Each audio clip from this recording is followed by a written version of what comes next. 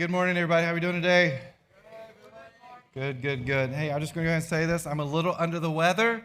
I am on drugs. I don't know what I'm going to say today, all right? So just be prepared for that. And also, if I don't shake your hand or give you a hug, it's not that I don't love you. I just don't want to pass back to you what you gave to me already. So there you go.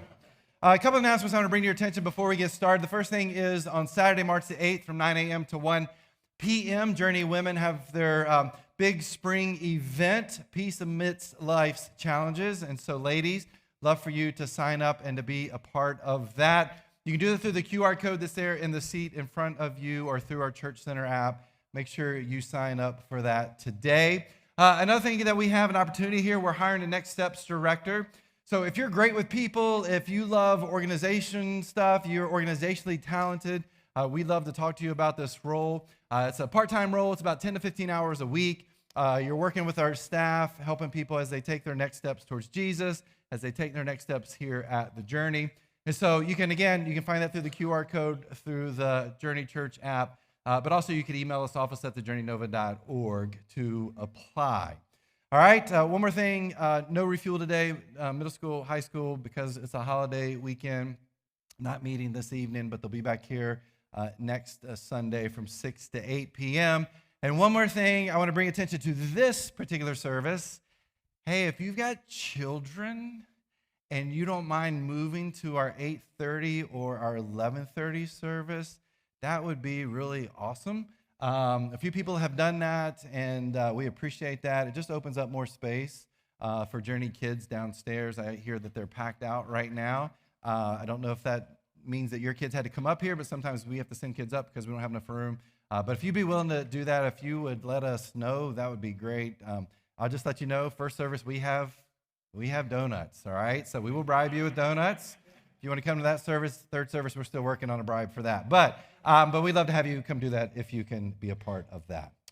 Today we continue the series called Heart Attack, and the reason we're using this imagery is when we think about love, we connect it to the heart.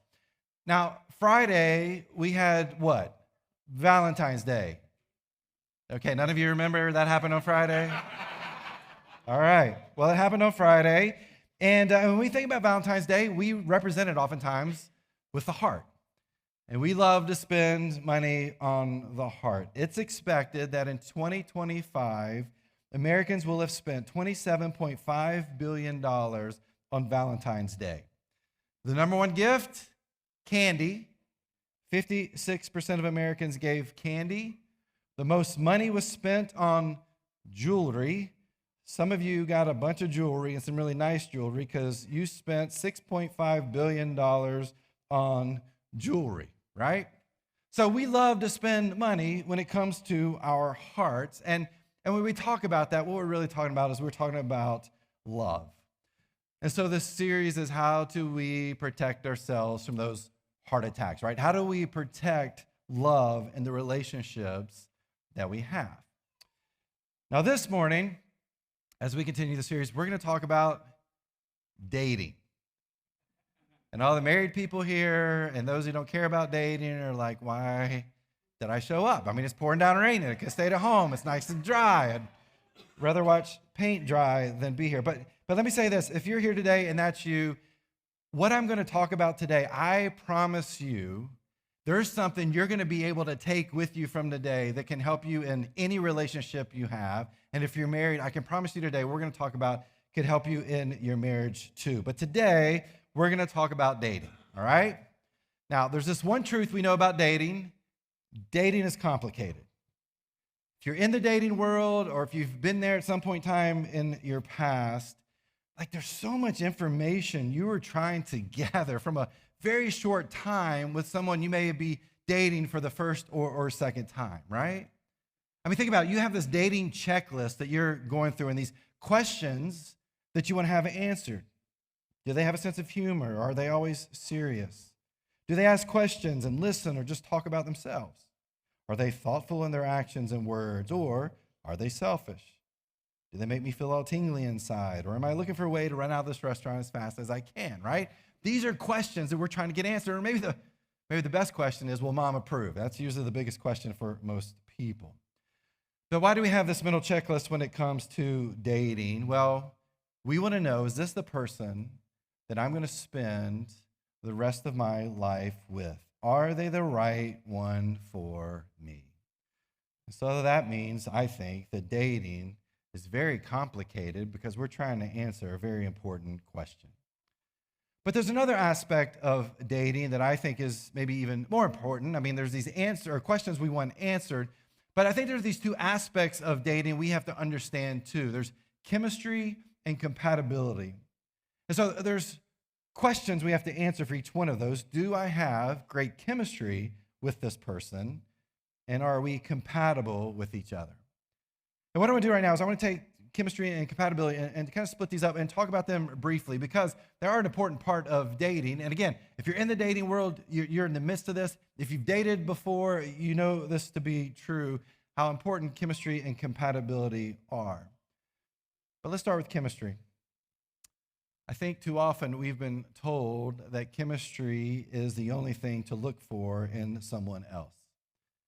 But don't get me wrong, great chemistry is important. It's not a bad thing, right? Great chemistry allows you to have a good conversation with the other person. It makes it easy for you to hang out with them. It makes it easy to laugh with them or maybe to laugh at each other. It can make makeout sessions a whole lot more fun when there's some chemistry there.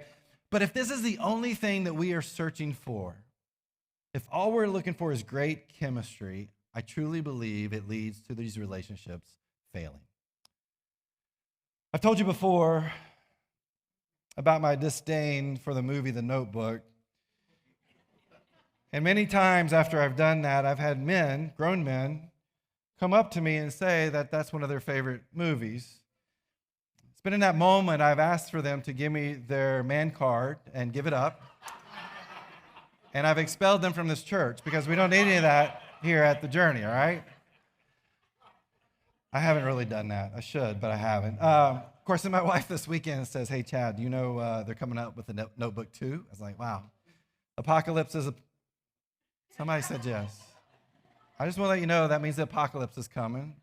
Jesus is on the way, right? So anyway, The Notebook was actually a book written by Nicholas Sparks. He's written, I think, 23 books in his career, and every single one of them have been a New York Times bestseller, and a few of them, like The Notebook, have been turned into movies. Now, I don't know this from personal experience. I'm not one of those people like, hey, I've never read any of these books, and at night I'm under my covers reading all these books. I've done a little research, and the gist of his stories it's all about finding the right person. If you find the right person and there's the right chemistry, that's all you need, and at that point, you can live happily ever after. In 2015, after 25 years of marriage and 5 children, Sparks divorced his wife. And I'm not here to make fun of Sparks and the divorce he went through. I can't imagine what that was like. I don't know all the details there. But here's what I found so interesting. I went back and I was looking at some posts people had commented on after finding out this information back in 15. And almost every single one said the same thing. How could the master of love stories not be in love anymore? If you think great chemistry is all that you need, then we shouldn't be surprised when relationships fail. Chemistry is important, but it's not the most important thing. That's why we need compatibility. Compatibility is when our lifestyle, our beliefs, our values are in alignment. Think about it this way. Let's say I'm a dude, I've got a PhD in bioengineering, I'm a vegan, and my hobby is taking photos of tulips. Not that there's anything wrong with that. And I meet a lady, she's a high school dropout, she likes dudes with big muscles, and she likes to hunt. And some of you are like, hey, hold up a second, that's me and my spouse. Doesn't mean it's a bad thing, right? You can have that chemistry, you can have that connection. Maybe you're able to be together even when there are those differences there. I'm not saying that can't happen.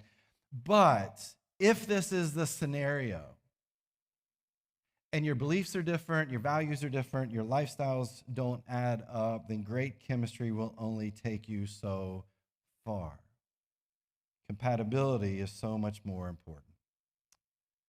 2024, Forbes did a survey and they asked, why do people get divorced in their first year of marriage? And they found that 59% of couples who divorced in the first year of marriage cited compatibility issues.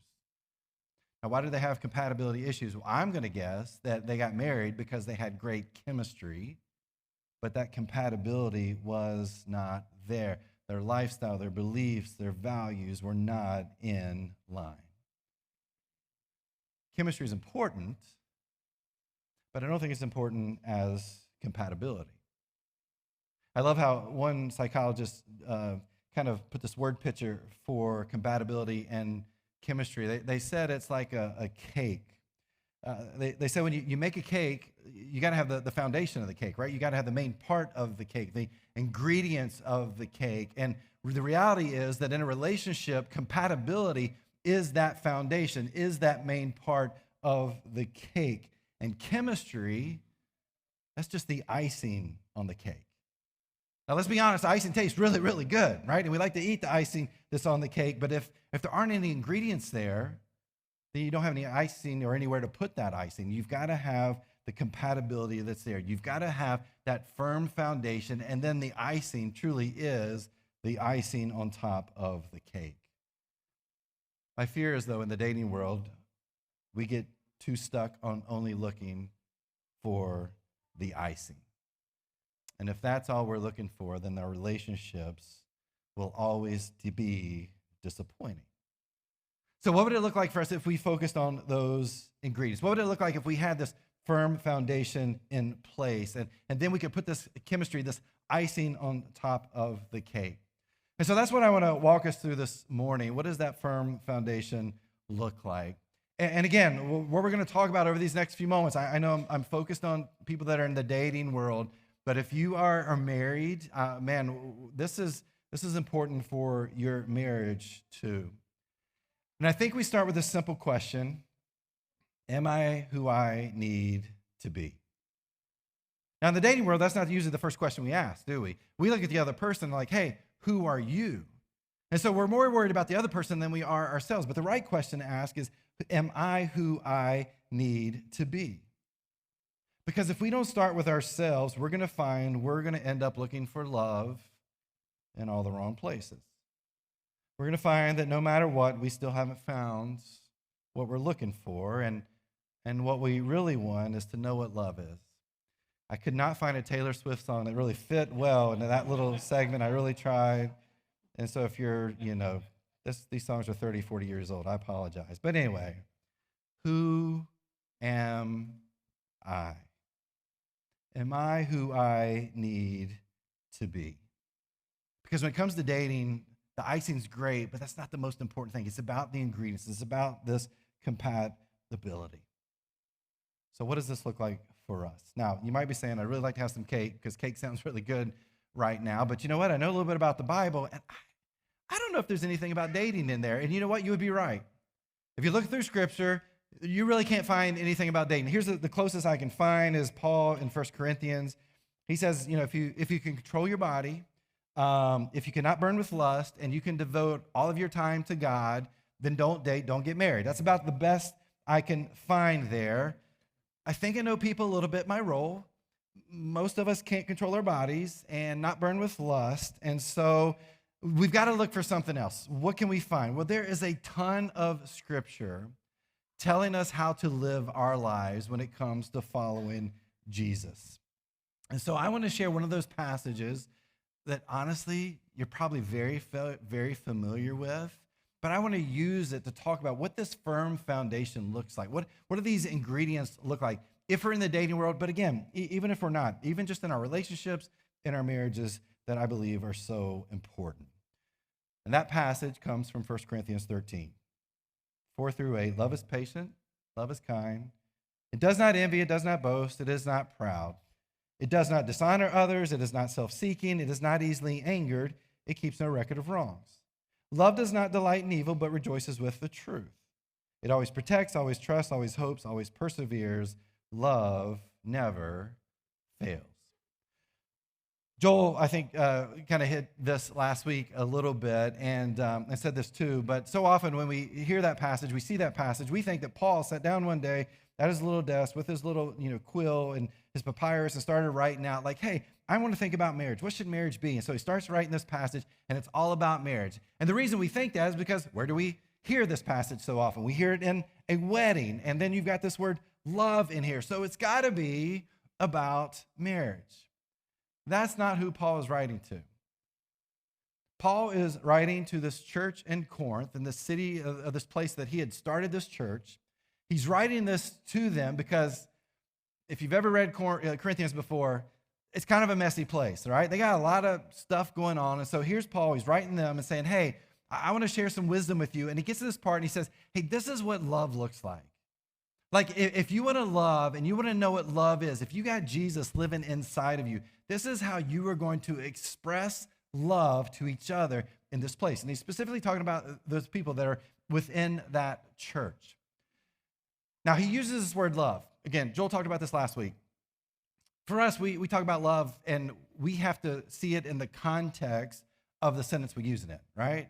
Like, I love this church. I love my wife. I love dogs. I love basketball. We hear each one of those. It's like, okay, now what kind of love are we talking about here? And most of the time, we know exactly what that love is. But we have to figure it out in the context of that sentence. For the Greeks, they had different words for different types of love. And so the love that Paul uses right here in 1 Corinthians 13 is the Greek term agape.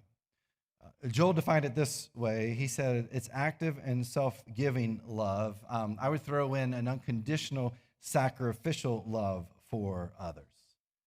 And so as Paul is writing this, he's talking about this love that you have towards other people that is unconditional, that is sacrificial in nature. So this is for any relationship that we have. If we are a follower of Christ, this is the kind of love that we're talking about. But I want to talk about this today, again, within the dating world itself. Because I believe this love he talks about are really the ingredients that we should have for that cake, right? It should be the firm foundation that's a part of who we are for us in the dating world we're in.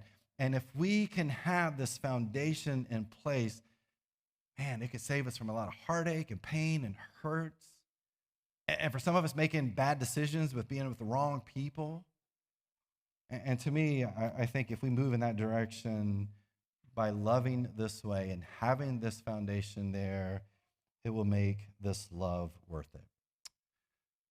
Paul actually takes this passage and he breaks it into 3 different sections. And so I'm going to break this into 3 different sections, and I'm going to talk about each one here.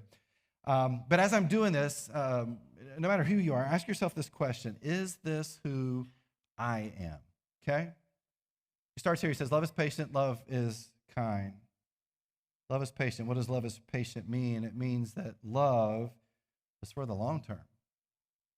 Like there's no timetable. Love waits. Love creates space, meaning it gives time and margin to the other person's needs. If you're in the dating world, hear me out. This one's very important. Love never pressures the other person, right? No, love is not pushy of the other person. Think about this. If chemistry is all you will have very, very little patience for the other person. But Paul says love is patient. Are you patient? Then he says love is kind. It means we're asking ourselves this internal question about the other person. How does the other person feel through my words and actions? How am I treating the other person and what I say and do? Love is considerate of the needs of that other person first. I love how someone once put it about this love is kind phrase. They said, hold back on what harms, give out what heals. Hold back on what harms, give out what heals. Love is kind. Are you kind? So here's Paul's like, love is patient, love is kind, but then he kind of switches gears on us and he goes negative, right? He's like, this is what love is not. It does not envy, it does not boast, it is not proud. It does not dishonor others, it is not self-seeking, it is not easily angered, it keeps no record of wrongs. Love does not delight in evil, but rejoices with the truth. Love does not envy. Love doesn't feel threatened. No matter what's going on, no matter what's happening around this relationship, love doesn't feel threatened. If love does not envy, then it's not worried about the other person's successes. They have more degrees than you do. So what? Wonderful. Their paycheck is way bigger than yours. Man, that sounds like a great thing to me, right? You both work out and she's got six-pack abs and you got a keg. It's okay as long as there's some connection and compatibility there. But if we're jealous and we don't feel good about ourselves, what do we do? If we don't feel good, if I don't feel good about me, I'm going to make sure that you don't feel good about you. Love is not jealous. Are you jealous? Love does not boast. That term boast that's used here in the Greek is the word brag. And when we brag, it means we show our insecurities. Like, I need you to see who I am. I need you to see that I'm as good as you or that I'm better than you. But when those insecurities are there, I believe it shows that we are emotionally immature and also spiritually immature. Love is not being big-headed. Love is about being big-hearted.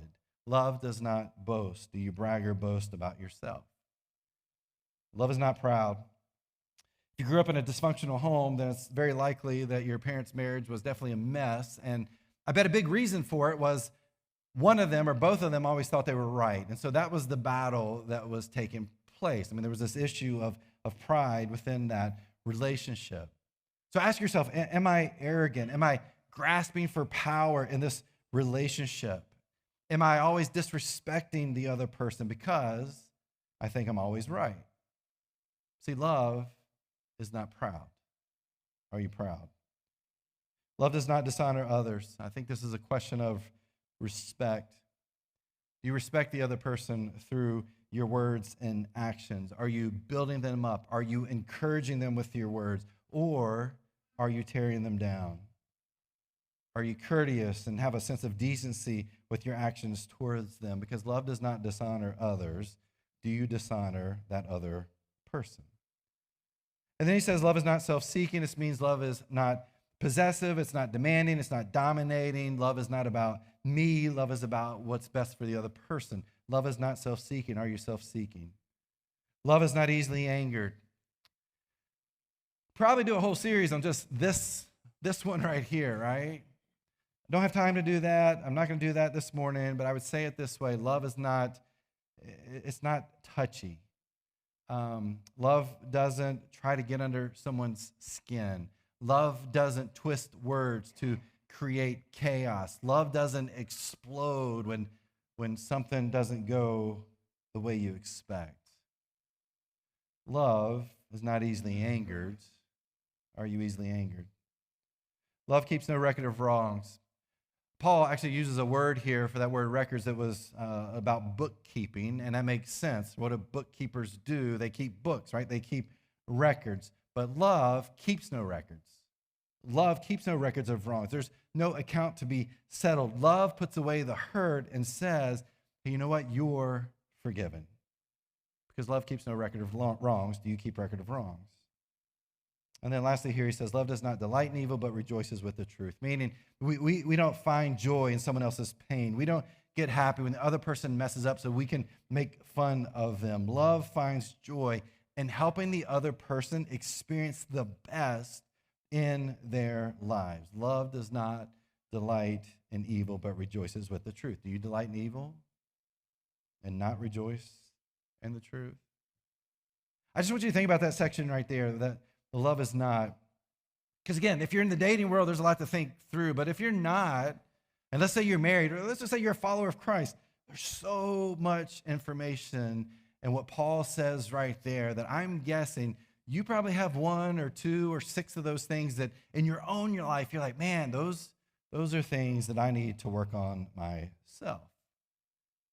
So again, I think this is helpful for all of us. Well, then Paul finishes up here, right? He says, love is always. Love always protects, always trusts, always hopes, always perseveres. Love always protects. The Greek word there for protect means a covering, kind of like a roof over a home. That love always protects the other person. It protects their reputation, meaning you don't humiliate them in public. It protects their hearts, protects their souls, protects their minds, protects their bodies. Love always protects. Are you willing to protect the other person? Love always trusts. You probably heard this said before. People live up to what we believe in them. So if love always trusts, then we're going to give them the benefit of the doubt. We're going to seek to understand them before we don't trust them. We're going to gather as much information as we can and trust the best because love always trusts.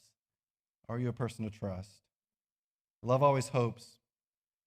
Maybe times we want to give up on a relationship, and I will let you know sometimes it's warranted, okay? However, it could be we need to remain faithful no matter the shortcomings that are there, that maybe failure is not final. And we can have this positive outlook on the relationship that we have with this person. There's this hope that stands the test of time. Love always hopes. Do we have that kind of hope for this relationship?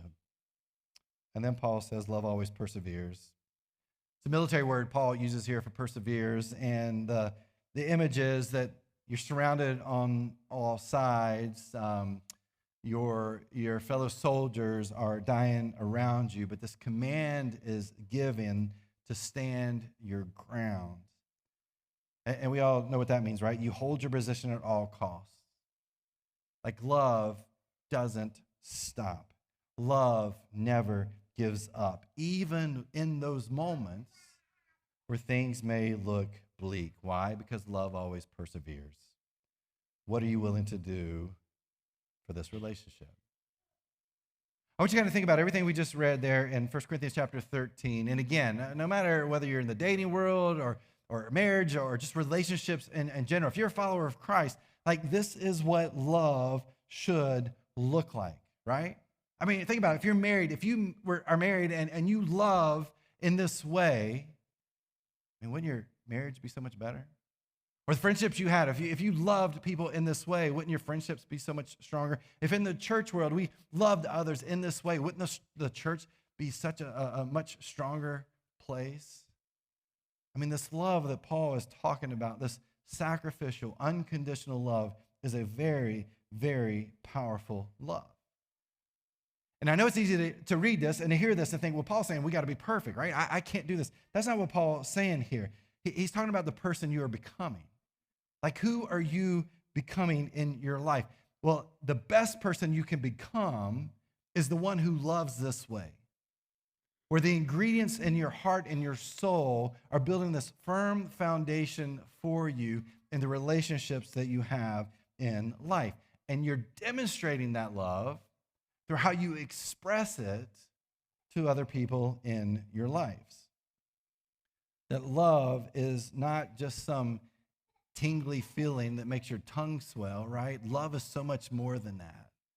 Love is something deep that you express to other people. It's not just the icing on the cake. It's not just about great chemistry. It's about these ingredients. It's about that firm foundation that is there. And when we have this firm foundation in our life, man, we will express that love in the ways that Paul talks about here in 1 Corinthians 13. Now, that's for any relationship that we may have. But again, we've been talking about the dating world this morning. And so what I want to do is I want to leave those of you that are in the dating world right now these 3 next steps. And these next steps, as I go through these, if you're not in the dating world, there's going to be a few questions here you can internalize yourself to. Here's what I would say would be step number 1. Assess where you are right now. Am I where I need to be? Or am I just searching for the icing on the cake? Am I looking for something deeper than just the icing? Am I doing all I can to build a strong foundation inside of me? It does begin with us assessing ourselves and where we are right now. The second step, though, I would say is assess your dating life right now. We've been talking a lot about looking internally and seeing who we are and building this firm foundation deep inside of us. And this one's a little bit harder for you to answer because if you're in a dating relationship right now, you might have to ask yourself some pretty tough questions. Questions like this: am I dating this person because of chemistry, or is there compatibility? Or here's another question that you really have to ask yourself: is the other person living out the kind of love Paul talks about towards me? Like, you can have that firm foundation. You can have this unconditional, sacrificial, agape love towards the other person because that's who you are. But if it's not coming back towards you, it might not be the right relationship for you. Maybe it's time to take a break. Maybe it's time to move on. But assess your dating life right now. And then the last step I would say is invite Jesus into your dating world. This is a big one. Ask yourself, is Jesus central to my life right now? And then I would ask this other question, is Jesus central to the life of the other person that you're dating right now too? Look, if you're in the dating world, I want you to hear me. It's so easy to get stuck looking for the icing, okay? And I know because the icing tastes good. And the icing's the pretty part. And that's the part that we chase after so much. We're looking for this great chemistry. But this is the place I see followers of Jesus really have some squishy lines when it comes to dating. Right? There's this great chemistry that you have with this person. You're like, this is wonderful. But you're trying to follow Jesus, and they're not. And what I've heard people tell me before is like, hey, we'll get to that part later on. I'll change them. They're going to be different. Jesus will become important later on. I don't know how many times I've seen that fail over and over and over again. Do not fall into that trap. Don't be years down the road and then think, there was that bald-headed guy in February 2025 who said something about not falling into this trap, and I did, and look where I am. All right, I don't want you to be at that place. Go ahead and decide now. You can begin to decide now about your future when it comes to dating and making sure that Jesus is central to you and to the person you're with. How do you know if this is true? Well, here's a good question. Are you getting to know Jesus better while you're dating this person, or are you falling further and further away? Again, this might be some hard conversations that you've got to have with yourself, with this other individual. A lot of prayer needs to take place in this moment, but make sure you are doing everything to invite Jesus into your dating life. If you're in the dating world right now, those are 3 steps that you can take, I believe, with this passage in mind to help you have that firm foundation, to have that ingredient deep inside of you. And if you're in the married world, again, it's a great foundation here that maybe we've got to work on, but maybe you've got kids like we do. They're in the dating world, and it gives you an opportunity to share some wisdom with them. Or maybe you're connected with somebody you work with who's trying to figure out this dating thing. And there's words of wisdom, I believe, there from what Paul writes in 1 Corinthians 13. But it's the last bit I want to finish up on today. Verse 8, he says, love never fails. The word fails that Paul uses here is the Greek word that means collapse.